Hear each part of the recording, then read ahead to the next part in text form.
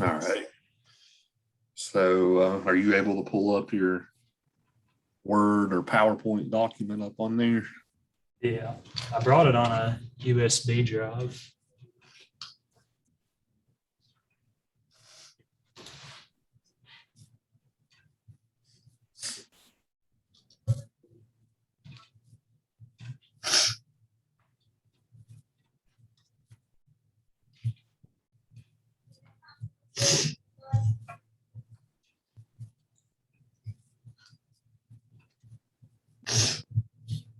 I don't think I've ever messed around with those computers in those rooms to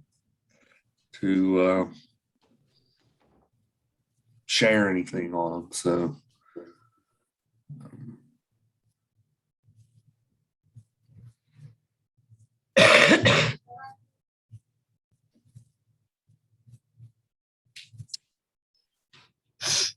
next semester's film class, I'm just doing on Zoom without the rooms.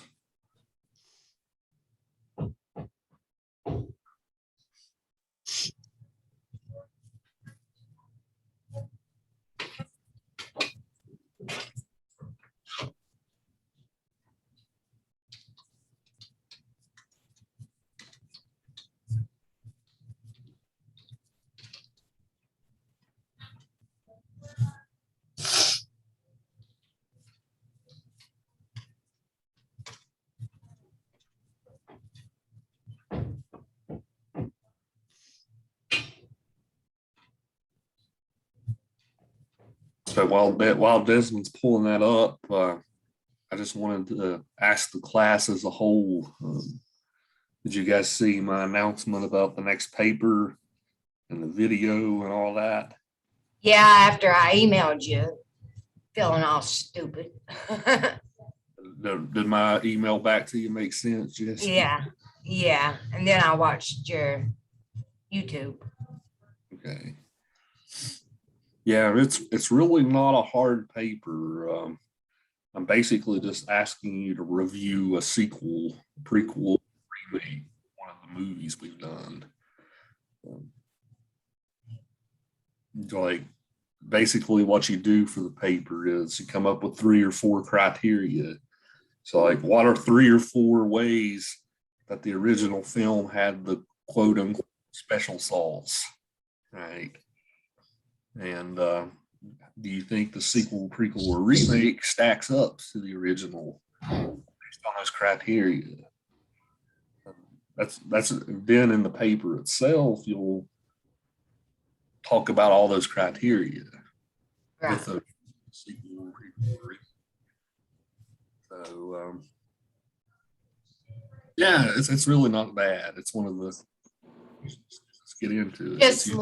It just sound, when I first read it, I was like, oh my God, this is going to take me a week to do when I first, read it. And then when you dumbed it down for me, I was like, okay. And then after I watched your video. How the rest of y'all feel about it? I haven't read or done anything with it. I literally just woke up and saw it. But you said, are we doing it comparatively to sequels or?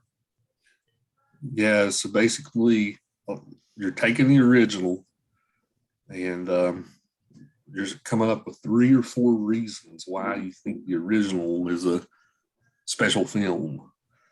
And then you're going to take those 3 or 4 reasons and use those to analyze the sequel, prequel, or remake.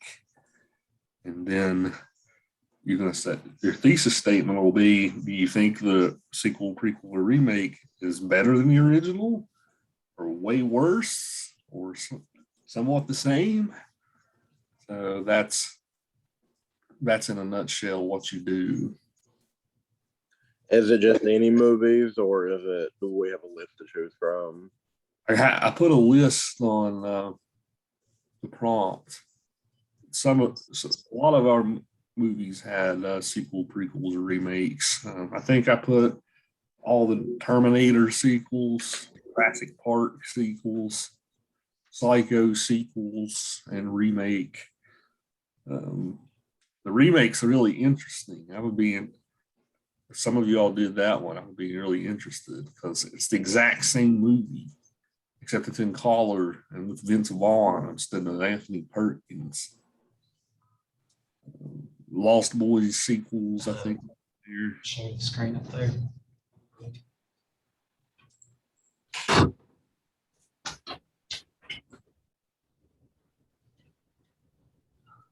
There was Double Indemnity. It had a remake, and Chinatown had a sequel called The Two Jakes.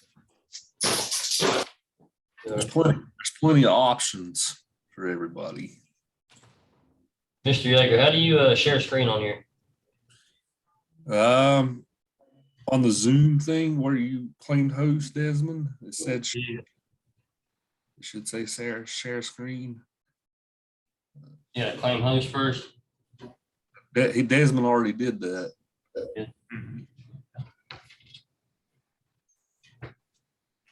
What'd you say the remake to Chinatown was? It's called The Two Jakes. It's not a remake, it's a sequel. Sequel. Yeah, I think I'm asking for this late next week. Going into week after that, so technically about the 22nd. That's when I'm asking for it. I want to get it out of the way early. Submit it on the 19th. There we go. There you go. Submit it on the 19th if you want to get it out of the way before the break starts. But I'll give you that weekend just to give you some breathing room if you need it. So,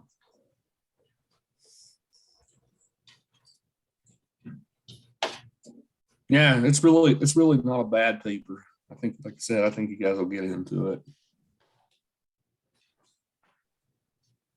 And then for the last paper, I will go over that the last week of November.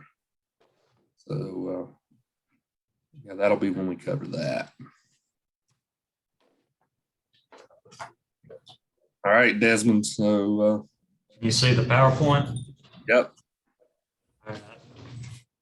we'll turn the floor over to you. All right. The film I decided to present on is The Shawshank Redemption. It's a classic movie. The main cast is Tim Robbins plays the lead character, Andy Dufresne. This is arguably his most acclaimed performance. He also starred in Jacob's Ladder, Mystic River, and The Player. I really like Jacob's Ladder and Mystic River. I've never seen The Player, but apparently it's pretty good. Morgan Freeman plays Red. Freeman is one of the most popular actors in American history. Freeman also starred in the film Driving Miss Daisy, Seven, and a movie we watched in here earlier, Unforgiven.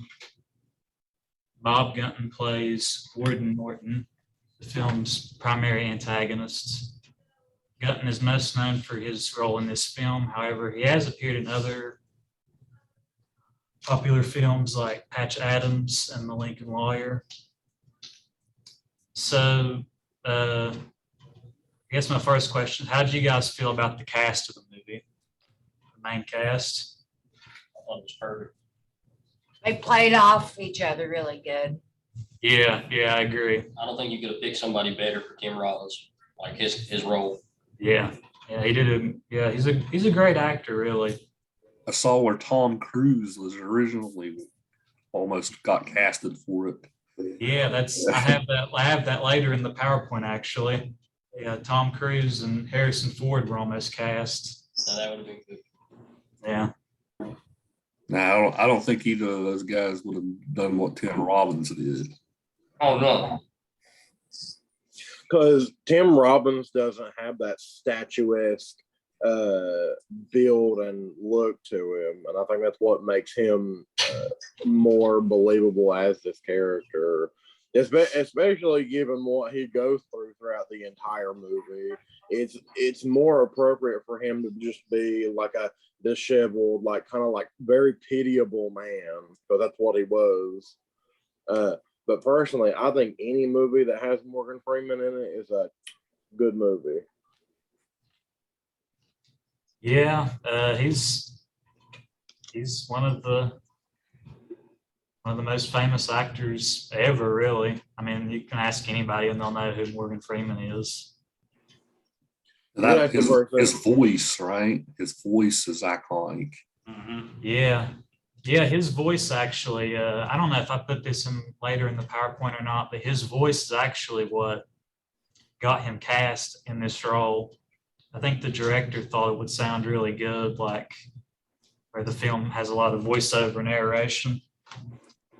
Yeah, I thought it was impressive how they used him for the narrator throughout the whole film. Like they showed it from his point of view, even though it was about The other guy. Tim Yeah. Robbins' character.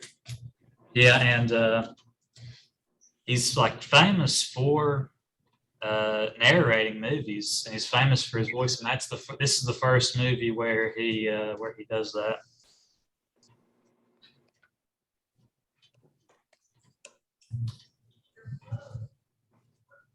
So let's take a look at the supporting cast. We got Clancy Brown plays secondary antagonist Captain Hadley.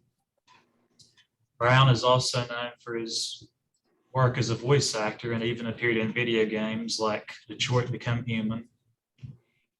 William Sadler plays Haywood. Sadler works frequently with the film's director, Frank Darabont, and has played in his other movies like The Green Mile and The Mist.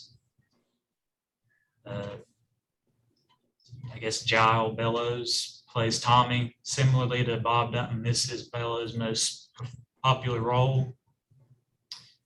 And James Whitmore plays Brooks. Whitmore appeared in the 1954 classic film Them. Just some other trivia, real quick. They said Brad Pitt almost got cast as Tommy. He got a little too big for that role around this time, so that's why we have Jill Bellows. Yeah, I have that later in the PowerPoint. Actually, this was right after Thelma and Louise, and he became so popular after that movie that he turned this one down and instead decided to play the role in Interview with the Vampire. But what do you think of the supporting cast? I think Captain Hadley is like one of the most evil characters I think I've ever seen Oh yeah, in a movie. He's ridiculous. Yeah.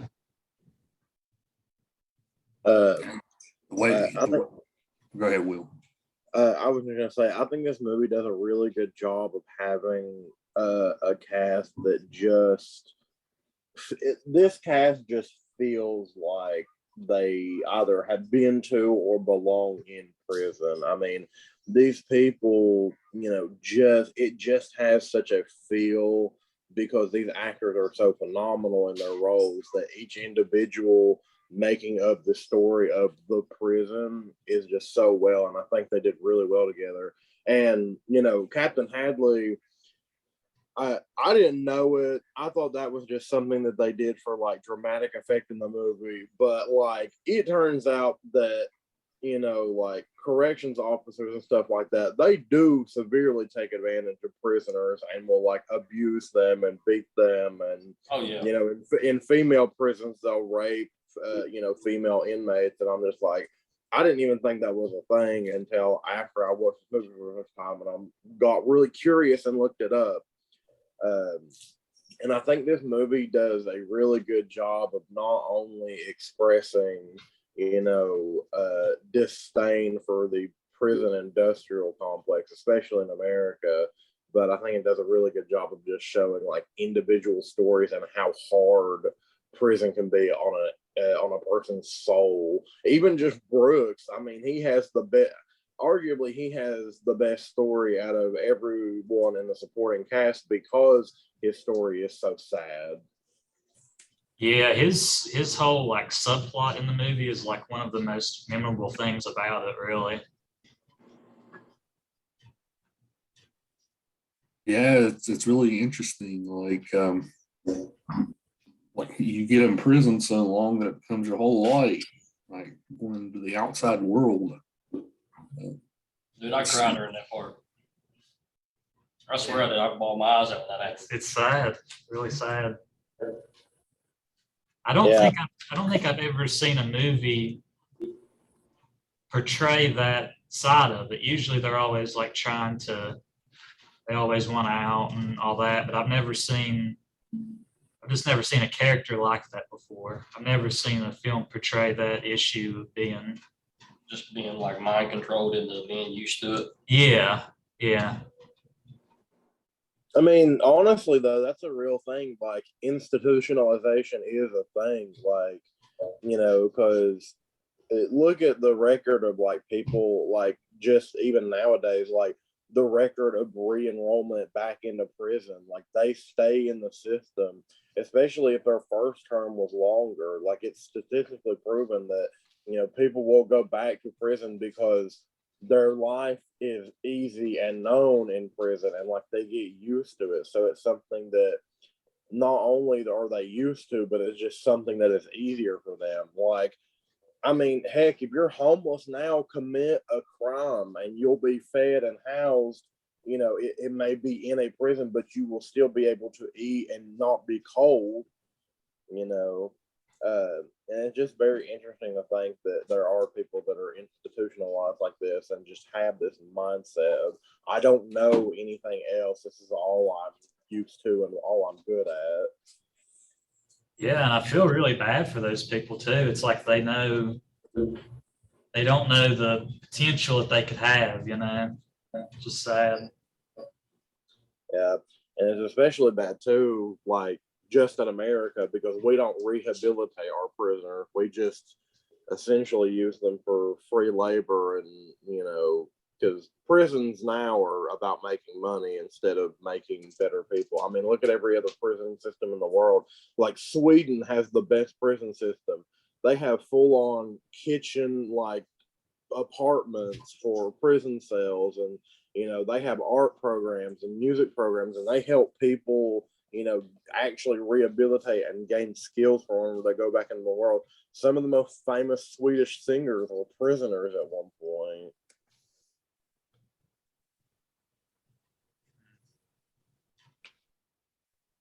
Yeah, I think you're right, Will. The prison industrial complex is something really bad in America. I mean, just think about all the millions of people who are incarcerated for minor offenses, like smoking marijuana, for instance. Yeah, which that is That's the ridiculous. dumbest law in the world, especially because marijuana isn't even that bad. And we've criminalized it to a point to where we incarcerate people for, a decade for having it. It's the same thing as heroin in like the West Virginia state law. That's crazy. It blows my mind, man. It's literally not even near as bad as alcohol. Yeah, like you can smoke weed and still drive. I mean, it doesn't impair your judgment anywhere near as bad as, alcohol or anything else does. And the only reason I know all this is because my dad's been smoking weed since the 70s. Yeah, not to bring race into it, but most of the time it's Black people who get in prison for these types of things for a long time. So. Well, it's totally fine to bring race into it, because that is something that is a factor. And whenever you look at it, because whenever we had the war on drugs in the 1960s, that was really just a war on Black people, because it targeted Black communities specifically. It criminalized a lot of the activities they were doing, like selling weed. They criminalized that and evolved it into, a much harsher sentence than it needed to be. And, police patrol, they made police patrol these Black and, run down neighborhoods twice as much. So of course there's going to be, more incarcerated individuals based on an area, because they patrol it more. Of course they're going to catch more quote unquote crime happening. That's just ridiculous. So it's sad that happened so long ago, and the discrimination still happens today. Yeah, I mean, if you want to look at it, our system of government has changed from from slavery to segregation to Jim Crow to the prison system. Our racism in America hasn't, died. It's simply just evolved and taken new forms. And like, there's a lot of good examples of just racism in this movie. Yeah, I agree with you on that. It's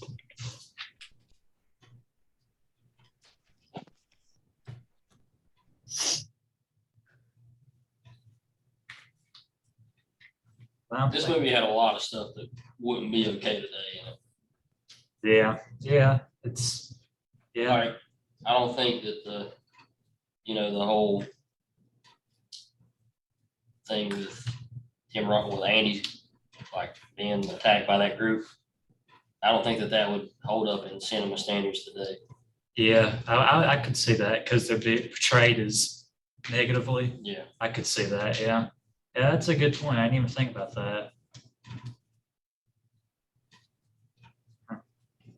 I don't know, like the prison rape stuff. You do see it in some media today. Yeah, I was going to put a slide in about that, but they're actually, this movie is a lot more subtle in how it portrays like prison violence. There's been movies and shows since this came out that have been like way worse with the way that it portrays like, rape and stuff. The movie American History X, I don't know if you've ever seen that or not, but that has a very graphic scene of sexual assault. Anyway, this is the director, Frank Darabont. Darabont, like many newcomers in the industry, got his start working on horror films. He wrote the screenplays for Blob, Nightmare on Elm Street 3, and The Fly 2. I've seen Nightmare on Elm Street 3 and The Blob. I've never seen The Fly Part 2.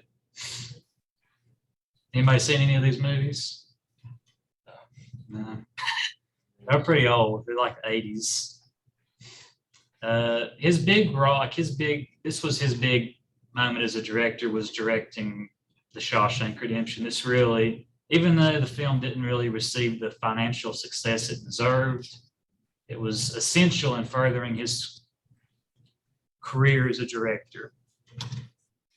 You mentioned earlier, Desmond, he directed Mystic River, not Mystic River, but The Green Mile. That's another.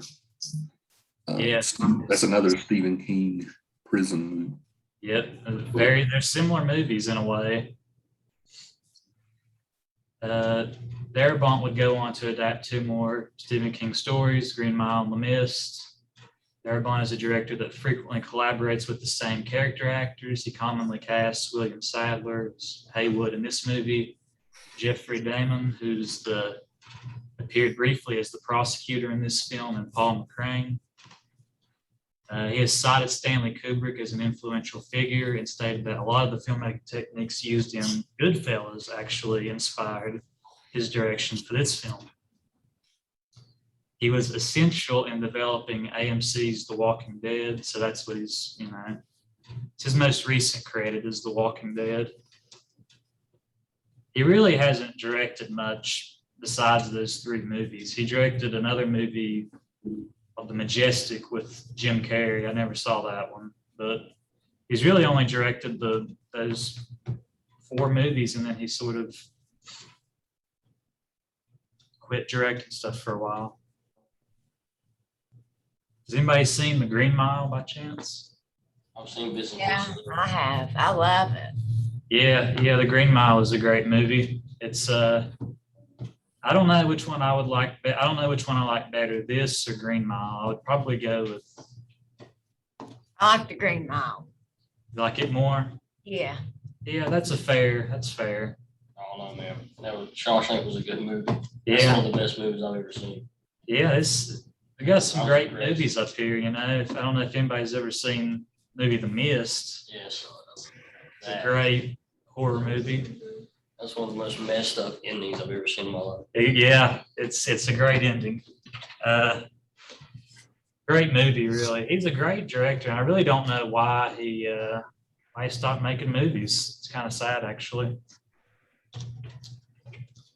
Guess if you take a behind the scenes role on something like The Walking Dead, that's probably enough money. Yeah, for real, that's what I was thinking. Yeah, it is, but it's like, wish that guy should still be making movies. He's clearly talented, you know. He clearly has a great vision for his movies, and his adaptations of Stephen King stories are like the best that there are, really. I wish that they would let Ari Aster do a Stephen King film. Yeah, That would be insane. yeah. Ari Aster is like one of the most talented Yeah, he's new directors, up and coming directors. So some of the director's trademarks, this is more like story wise and theme wise, but this film, and along with The Green Mile and The Mist, they all take place in one central location. And these locations often represent danger and oppression. And, a lot of times the characters are trying to get out of these places. Andy was trying to get out of Shawshank. The people inside the supermarket of The Mist were, all of, wanting to get out. some of them were trying to get out.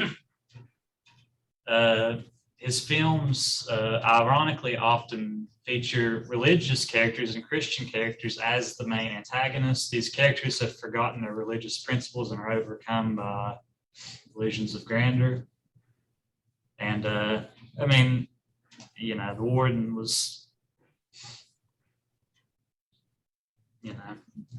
clearly didn't really believe in his principles that he preached, And then you have a crazy lady from The Mist. She's,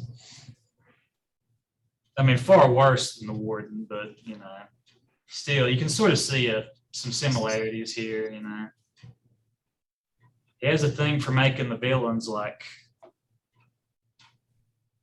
religious fanatics. His films are also known for having protagonists who have been wrongfully accused of murder. Let's see the guy in The Green Mile, and then we have Andy over here. Yeah, like we mentioned earlier, Green Mile and Shawshank are actually pretty similar movies. Really, the key difference between those two is that Shawshank is from the perspective of the prisoners, and Green Mile is from the perspective of the guards.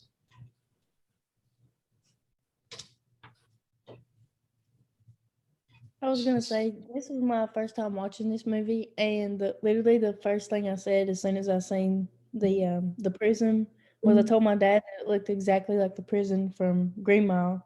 So I was kind of curious if he used, both settings or places to film the movie. That would have been wild. Yeah, no, it's they do feel similar. There's definitely some. You can sort of like after you realize it, you can sort of understand how those two movies were directed by the same guy. Clearly has a liking for prison stories. They filmed the movie not far from here, Mansfield, Ohio. That's not far from Athens, I don't think. Yeah, that's where they filmed the movie, right? Yeah. Yeah, maybe it takes place in Maine. That's literally like 2 hours from where we live. So. I didn't know that. I didn't know it was so close. So here we got the maison scene. Setting is Shawshank Prison in the state of Maine. The film, we got lighting. The film's lighting differs depending on the mood of the scene. And when the film starts out, I remember the cinematographer, I was reading the interview, I think I include it later on, but he talks that he wanted to make it at first, the prison seemed gray and dimly lit, to sort of, make the whole experience more dark and jarring, like for the audience, to let them know how excruciating this experience is going to be for Andy. As the film reaches moments where the characters experience freedom, there's always like sunlight. See right here, this scene with Morgan Freeman, that was in the beginning. That was their first night at Shawshank. That's when the guard beats that guy to death. And then this right here is the rooftop scene where Andy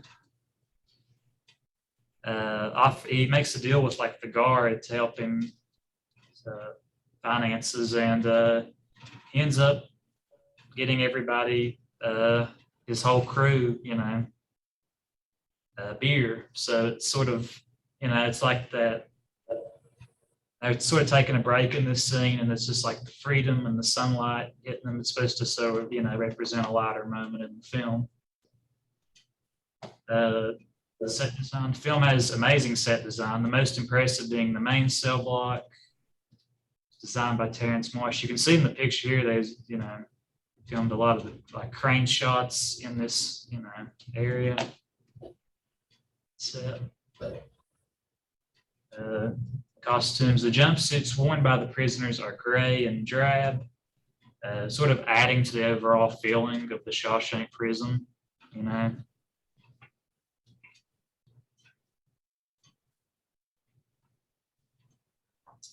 Did you guys notice anything, like any little details like this that maybe I didn't pick up on?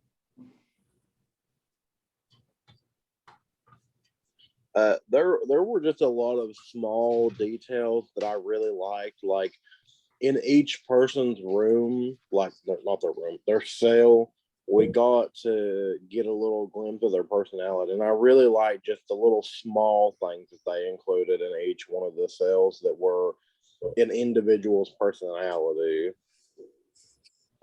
Yeah, there's actually a lot of detail that went into this movie. There's an instance of foreshadowing where Warden hands Andy his Bible back in one scene. He says, "Here lies your salvation." And then later on in the movie, they find out that that's where he's been hiding his hammer, which is what gets him out of the prison. So, in a way, it's sort of it'd lead to his salvation. I meant to say this a second ago whenever we were talking about the setting, but I have actually been to the prison. It was I went up with my aunt to to the upstate, and it's really eerie to go in there. And also, too, this is a little interesting thing. There are prisoner names carved into walls, and they have those sections of walls that they carve their names into. They have them like put in a display, and they all have like dates under them. And these are like the actual prisoners, not like these guys. And I just thought that was a little interesting thing to add about this prison, because this prison in real life was hard, like a hard prison. This was a work labor prison. Yeah. What did it look like when you went and visited it? Did it look like it does in the movie? Well, they cleaned it up a lot after the movie got popular, so it was a little less gritty than the movie, but it still had that feel. Did it become like a tourist attraction? Oh yeah, it's still a tourist attraction now. They do self-guided tours from July to September.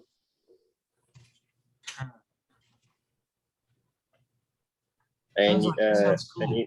and you only have to pay like $5 admission to get in, and you get to go explore the entire prison by yourself. May or may not have taken a little piece of rock from it. Wasn't stealing, it was already on the ground from a prison Just cell. picked it up, didn't you? Yeah. So nobody would trip on it.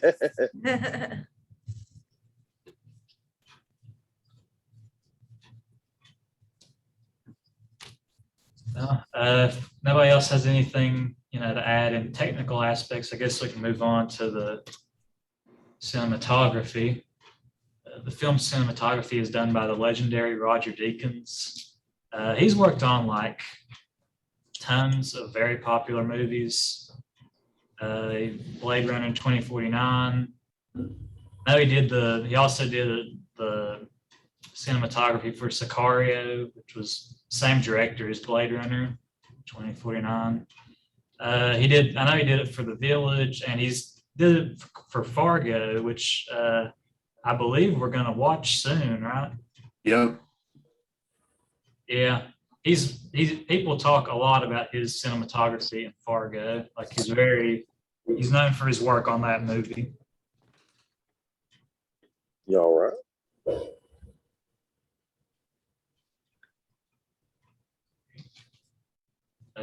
One of the most memorable shots in the film is the bird's eye shot of the Shawshank prison. This great aerial shot introduces us to the film's central location. It's used with a camera mounted on a helicopter. See, I was wondering how that was made. The whole like when it came out, because that scene I was like focused on it. I had no idea they done it back then. Mm-hmm. I guess they usually do it like with helicopters and just fly over. It's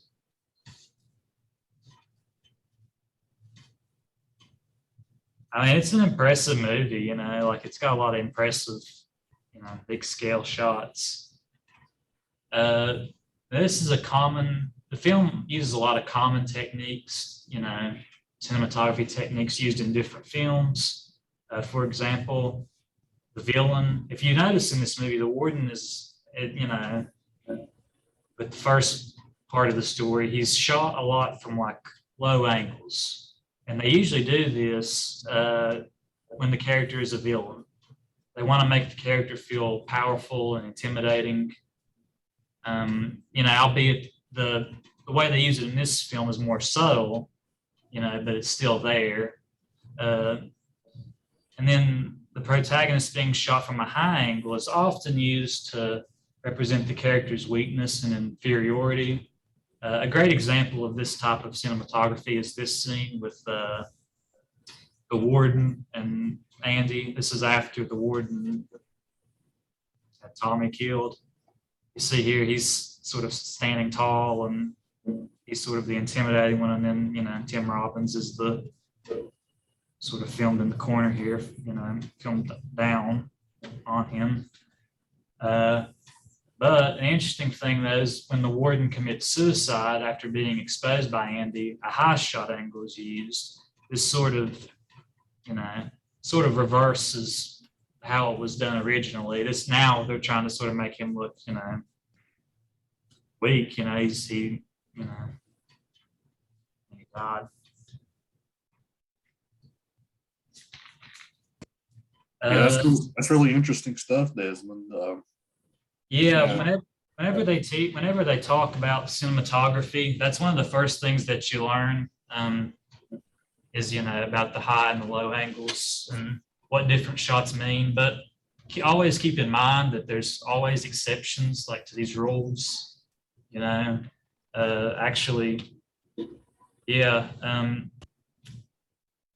You know, sometimes the high angle shots are meant to represent weakness, but actually in like the film's most infamous shot, it's, you know, this is more of, you know, Andy's freedom. This is more to represent, this is more like, he doesn't look weak here. He looks like, you know, it's a different representation than how this shot is usually used. But this is probably the most popular shot in the movie. You know, all this combined with the lighting and the score makes it an incredibly beautiful scene. Actually, Roger Deakins, the cinematographer, he wasn't a fan of this shot, which is interesting. Another interesting shot in the film is the warden looking through Andy's tunnel. This genius escape would ultimately lead to the warden's demise.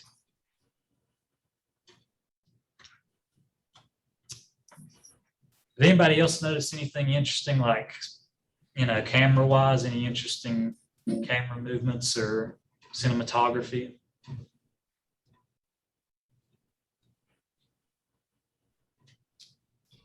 The one scene that you mentioned where he's celebrating his freedom, right? That scene is probably iconic. Like anytime you see like videos or anything about the film, it always shows that one. So, Yeah, it is truly an iconic moment in American cinema.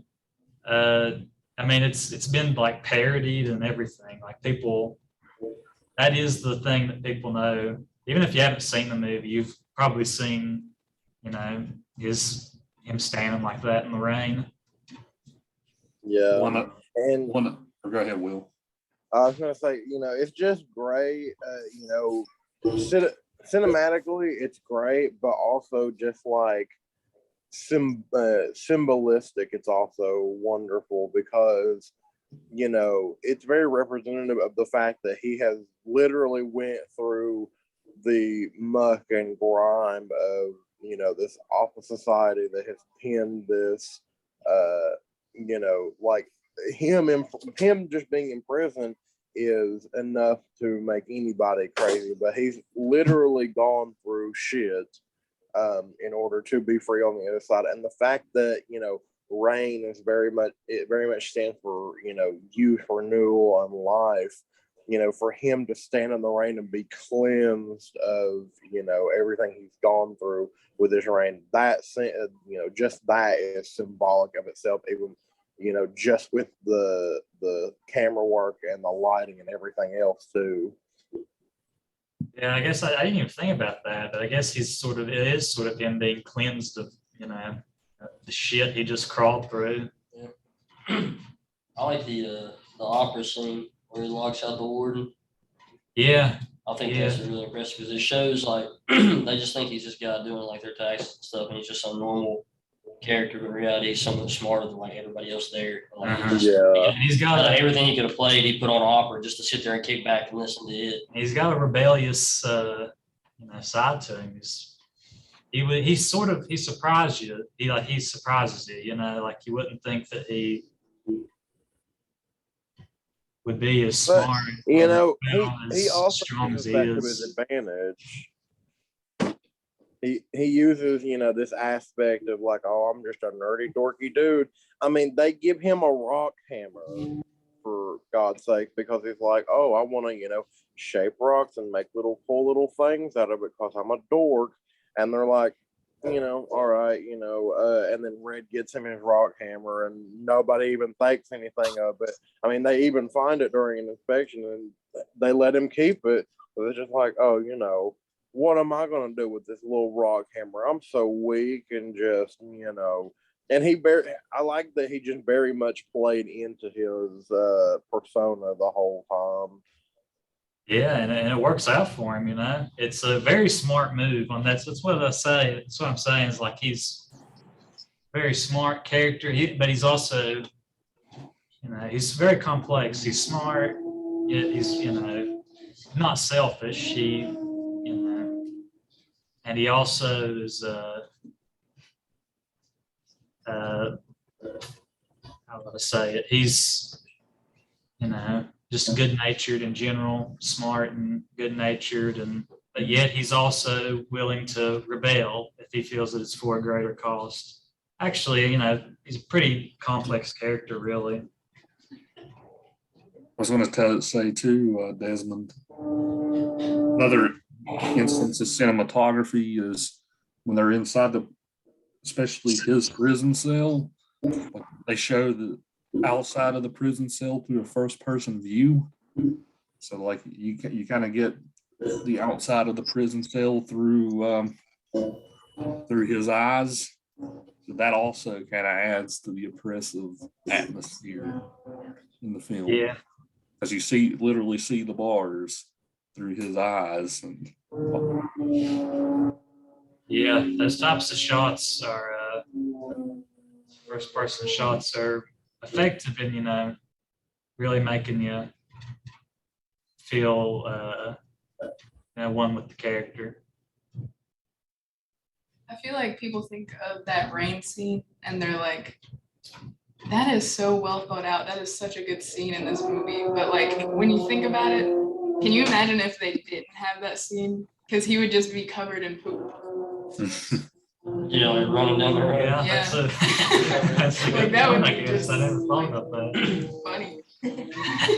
Be covered in shit, yeah. Yeah, we definitely take away the serious aspect of this Yeah. game. I wonder how he smelled at the bank. Why did he have to crawl through poop? Oh, yeah, I didn't even think about that. What is yeah. it? How he smelled at the bank. Oh, Whenever yeah. he went to the bank.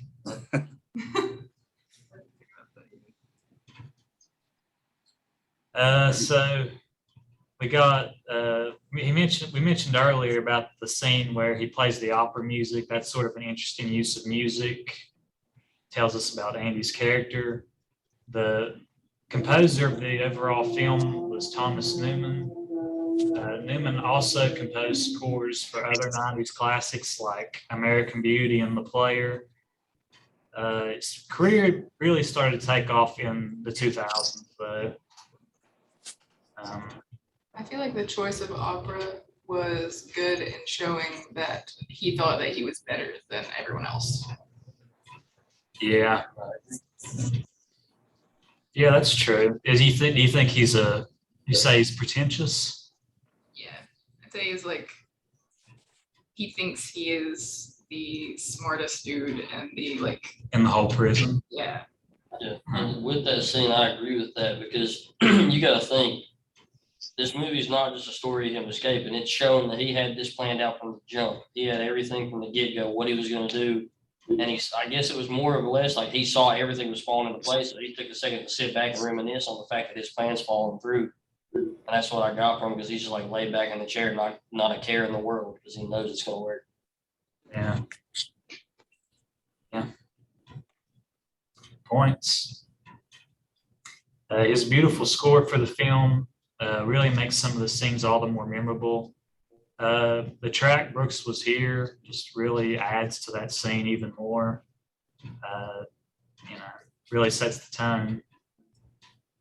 I would say his musical style is a bit more subtle than the compositions of John Williams.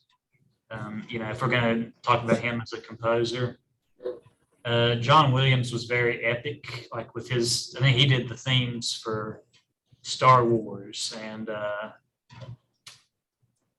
some Harry Potter. So his Jurassic Park.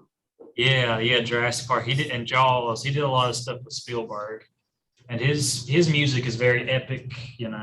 Sort of loud.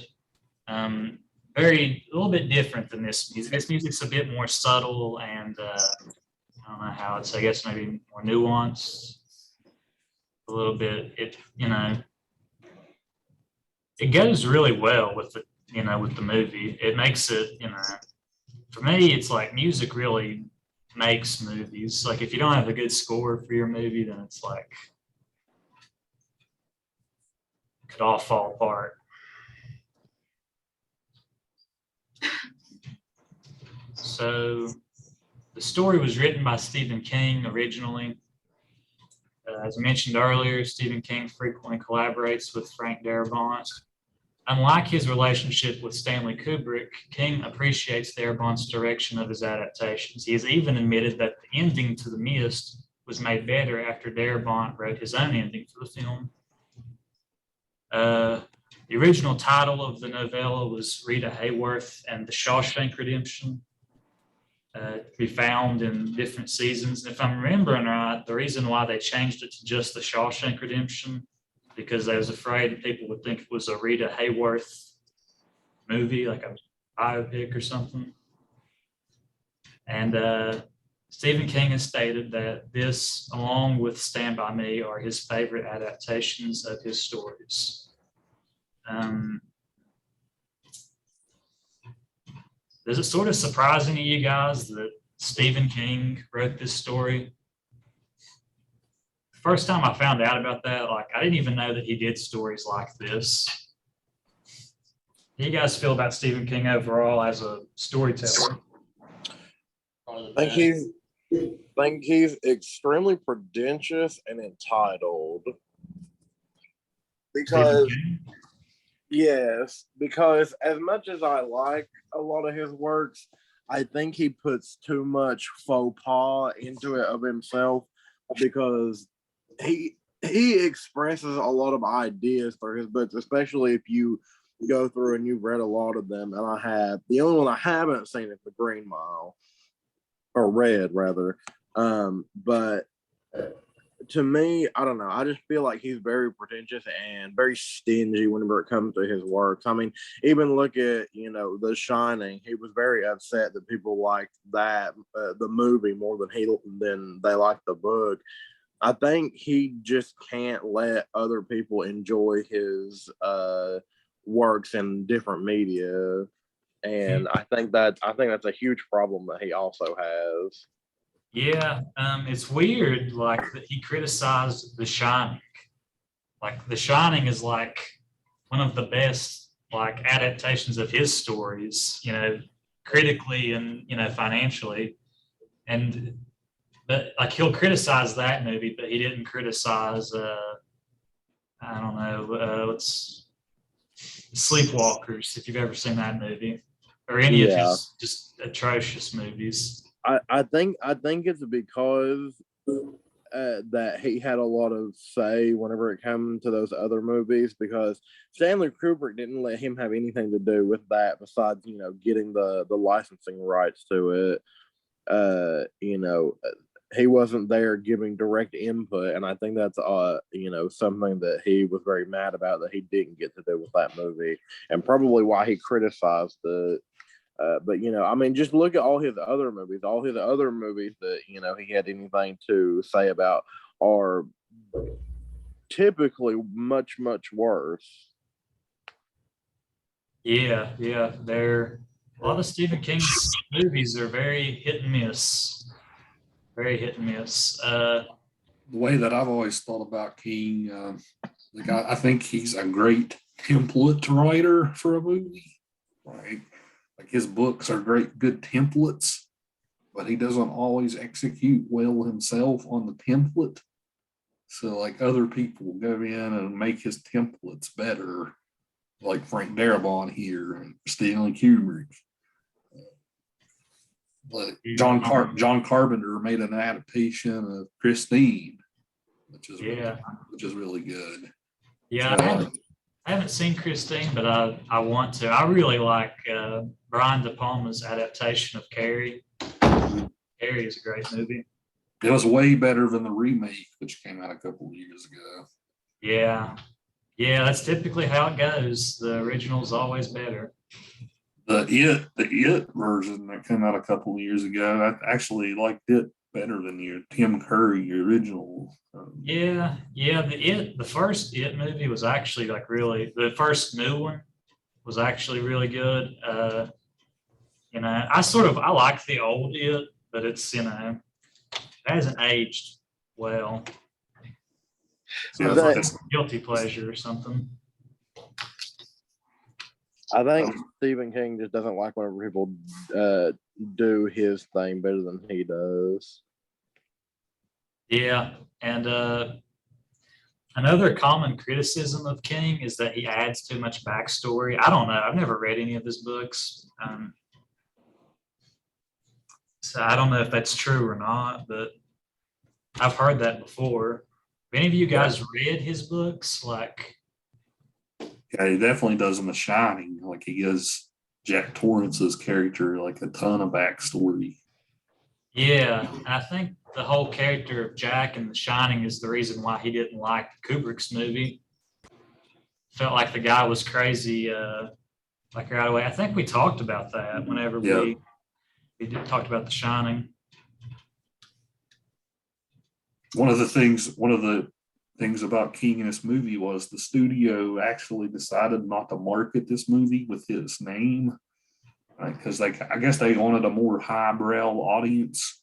Yeah, I read about that. Actually, they were afraid that they would attract like the wrong audience. They were afraid they would attract like horror fans, And advertising is very important whenever you're. That's something that studios worry a lot about after they've invested a ton of money in the movie. They want to make sure it's advertised and put out correctly so that people know, what it is and to go see it. Yeah. You know, like the worst nightmare for a movie studio is for only one audience to feel like they can go watch a movie. Yeah, it is.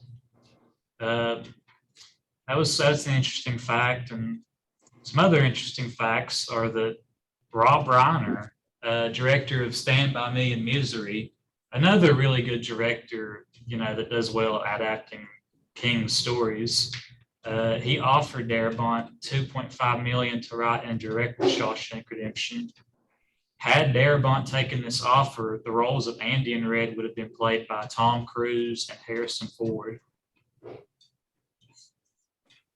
This was the first time, I mentioned this earlier, but this was the first time in which Morgan Freeman narrated a film. This would later become one of the actor's trademarks. This film is Freeman's favorite of all the ones he's worked on. And we mentioned this earlier as well, but the role of Tommy was intended for Brad Pitt, but because of his, how successful he became after the release of Thelma and Louise, he turned down this role and decided to play the lead in Interview with the Vampire. What a shame for him, considering That's what I how was about popular to this say. movie Yeah. became. Yeah, because even though, I like Interview with the Vampire. It's a good movie. He does it. I like it, but it's no Shawshank Redemption. It's nothing compared to this. Even if he would have been a small role in this movie, it would have, it would have looked good on his career overall. Yeah. But I like Interview with the Vampire. It's a good movie. I sort of added this slide as just to get some people's opinions on some of the film's criticism. I'll preface this by saying that it was really hard to find anybody that criticized this movie. But I managed to find some people, some cynical people that have some problems with the movie. One problem that, people feel is that the title isn't accurate, as Red or Andy don't really undergo any serious character change. Do you agree with this statement? I don't agree with it. I feel like, especially Red, Andy was a very positive influence on him.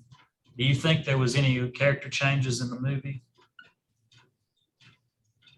Well, I don't agree with that. Like, I think that Andy does go through a transformation. Like, he literally helps this guy. It's hard not to go through a transformation when you experience what he's experiencing. Yeah, he literally helps this guy do these money schemes and stuff. It's sort of, he says something in the movie too that He says that he had to come to prison to become a crook.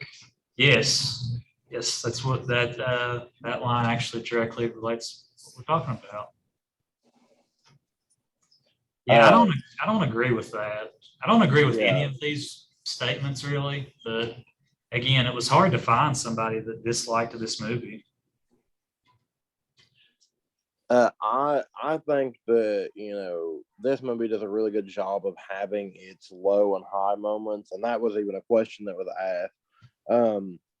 I think this movie does a really good job of balancing its themes, especially whenever it comes to like just the being devoid of hope, which honestly, our character that we have that represents like the loss of your life and being devoid of all existential thinking is Brooks. His whole life was taken from him for something that he probably didn't even do, and I can understand why he killed himself, because he just doesn't recognize this world anymore. Like, he probably went to prison before a lot of things were invented, and to get out and have everything just be new and different, I can understand why he killed himself, because it's basically not even the same place anymore. Oh yeah, Um, it's a you very know, jarring transition. It's like I don't understand why people want to like cryogenically freeze themselves and wake up in the future, because it's like you're not even going to know, it's not even going to be the same world anymore. yeah. But with the two characters, Red and Andy, I think they had the greatest amount of change on each other. I think they had a lot of influence to each other's characters. And just to quote the great Uncle Iroh, you're open to your greatest change when you hit your lowest point. And I think that's something that this movie does very well in particular. With Andy, he's struggling the entire time to make this escape happen. And, he literally subjects himself to crawling through literally the worst part of human, what a human can make on their own. And, that is his lowest point, that right there. But when he gets to the other side, he's a different man. And I think, saying, whenever you hit your lowest point, you're open to the greatest change is something that applies to Andy in a retrospective sense. Yeah.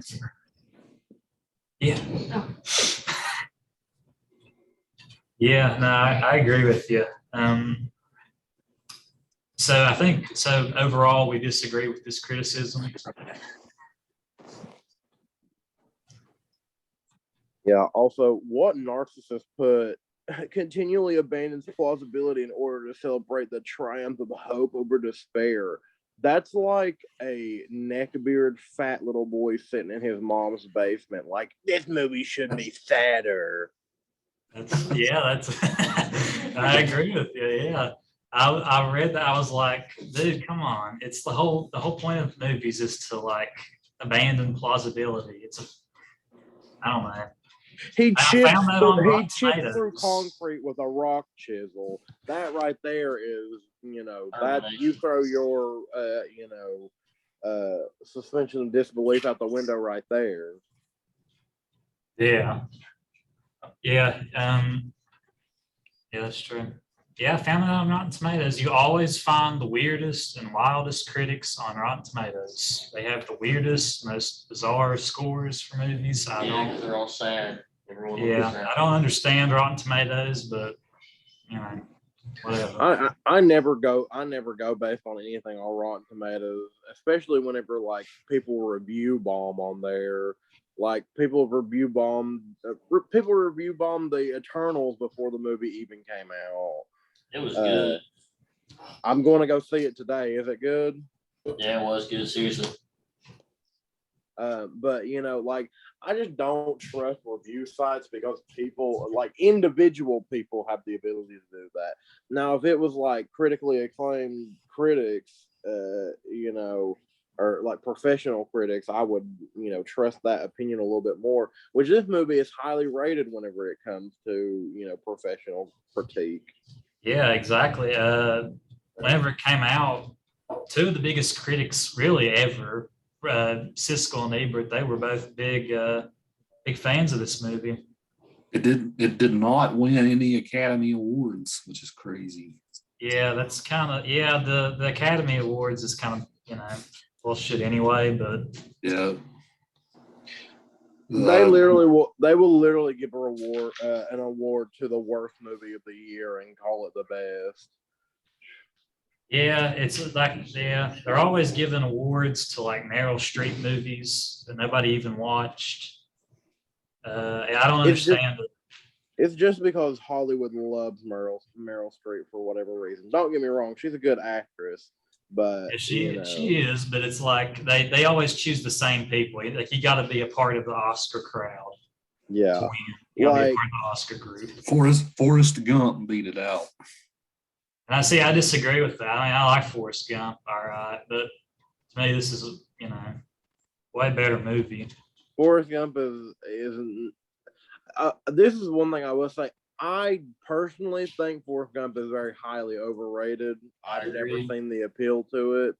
And for it to be out Shawshank Redemption that has just so much emotion and grit in it, especially in in the time of turmoil that it was filmed in, Pulp Fiction.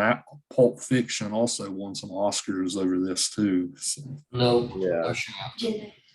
I personally think Morgan Freeman should just win an Oscar just for his voice, but Yeah. Yes.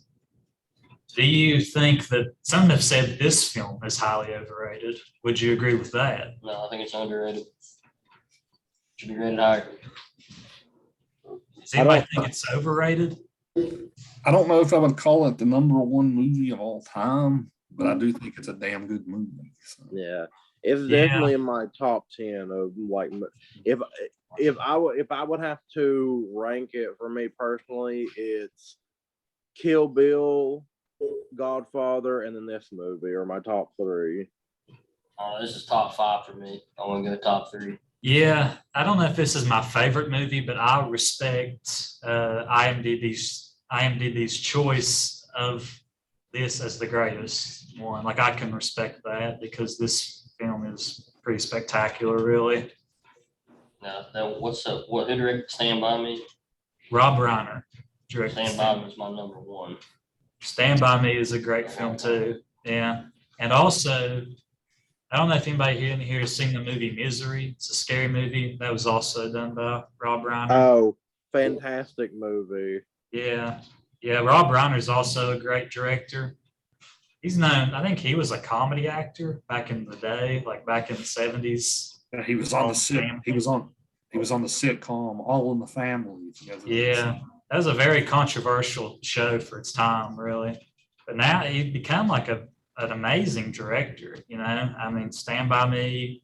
Didn't he also direct Princess Bride? And yep. Yeah, he's really established himself as a director. Ironically enough, Shawshank did poorly at the box office. After 10 weeks of release, the film only made $16 million, which failed to regain its $25 million budget. It became popular later on, though, through VHS, and but one of the reasons why the film failed initially was because of poor timing. It played, and I'm pretty sure the Forrest Gump, Pulp Fiction, and Shawshank Redemption all played at the same time. So Shawshank's better than both of those movies. Yeah. Yes, I wholeheartedly agree. Yeah, I would say Shawshank is better than Pulp Fiction, but I would say Pulp Fiction and Shawshank Redemption are a lot better than Forrest Gump. I agree. Yeah. That movie's just about a guy running around the world in his past. Like I don't. It's not a bad movie, but I don't think it needs the credit it got. Yeah. Yeah. There are too many people that enjoy Forrest Gump for the entirely wrong reasons. And that is a big issue for me. But like Pulp Fiction is only good for the opening scene with Samuel Jackson, and that's my opinion. You can like it or not, but like that, the rest of that movie after that just bored me to tears. Really? Yeah. I do think the part with Bruce Willis and the Ving Rhames, I don't know if you even remember it, but there's a scene where like Ving Rhames gets raped by a guy in a gimp suit. It's a really messed up scene. But no, I agree with you. I mean, that opening to Pulp Fiction is like, yeah, I guess it is probably the best part of the whole movie, really. Yeah. That's what made me want to watch the movie in the first place. So I'm like, I don't really have a lot of context for this. And then I watched the rest of the movie and I'm just like, I just get lost watching Pulp Fiction. I guess I should watch it again to refresh my memory and see if it's any better, but I doubt it will be. I'll say this about Pulp Fiction. It is actually my least favorite part about it is like the storyline with Bruce Willis. I just think that John Travolta and Sam Jackson are more interesting. They're part of the story. Bruce Willis stuff goes on a bit too long, my taste. I agree. Yeah, I like the car scene. yeah, Was to set it off in Yeah. the backseat. that's pretty funny. Yeah. You ever had a big Kahuna burger? Yeah, that's yeah. Anyway, some of the key scenes in the movie. I don't think we have time to play any of them, but Uh, We're literally 3 first minutes night from is the a done. important scene.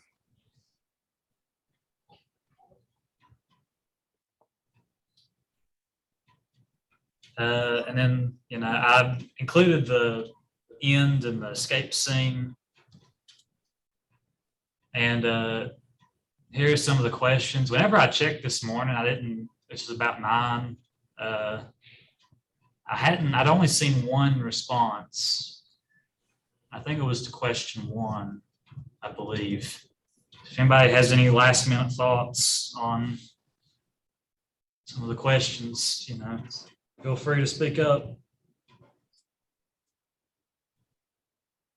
I think we touched on most of these during class, so Yeah. organically, yeah. So,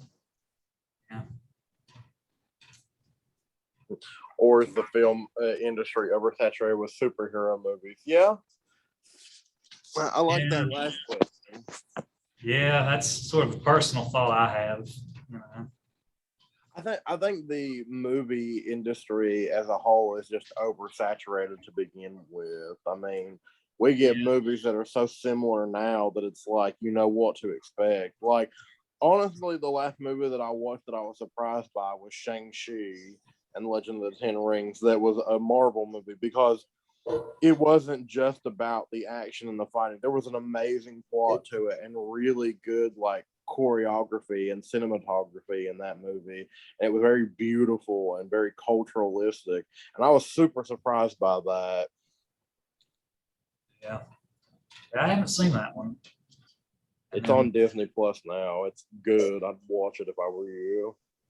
I might check it out. It's the last slide. So Desmond and Keegan, if both of you guys can send me your PowerPoints by email, I'd appreciate it. Gotcha.